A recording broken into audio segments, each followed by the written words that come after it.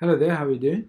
Now in this video you're going to learn about overriding methods. Okay, so what if you have a same method in the parent as well as the child class? How does that work? Let's see that in action.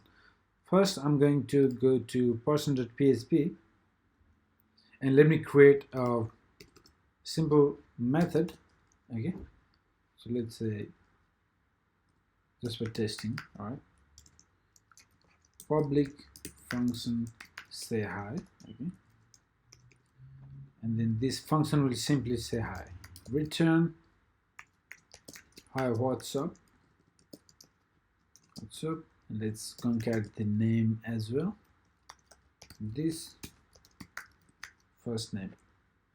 Okay, so public function say hi, this function will return hi, what's up, and the name. All right, that's great. Now let's go to customer.php, and this customer is extending that person, right? This person has the say hi. Okay, so let's go to the customer, and this class also let's have the same function, okay, same method. Let's see what happens. Public function say hi, and what we say is we return, what do we say, howdy, this first name.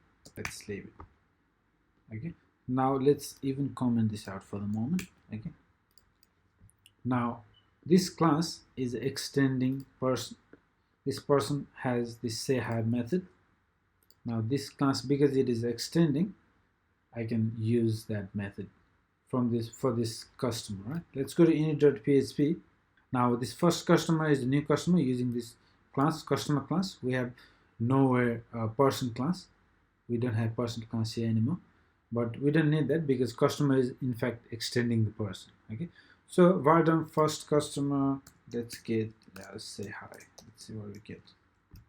Even though this method is not in the customer class because it is extending from person, you get it, right? Let's refresh. Hi Ryan, what's up? Awesome. So we can use the method from the parent because we're extending. We already know that, nothing new. Now let's see this one, what happens. Now howdy, now this customer class has the same method. Now let's see what we get here. First you can see howdy Ryan. So when you have the same method defined on parent as well as children, the one defined in the children will take the precedence. Okay, so the one defined in the children will get the priority. Okay, simple as that. Now we can still access the parent method as well if we want to. For example, in this customer, let's say we still want to get the access the parents say hi as well. That's simple because we already used that. So let's do that. Concat. And how do we access the parent method? We use the parent, right? Parent keyword. And then we access using this double colon and the name of the method, say hi. Simple as that.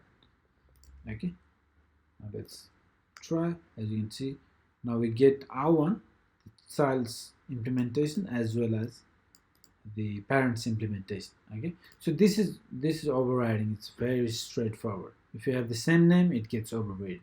Now in the next lesson we're going to talk about abstract classes. Okay, so I'll see you in the very next video. Thank you.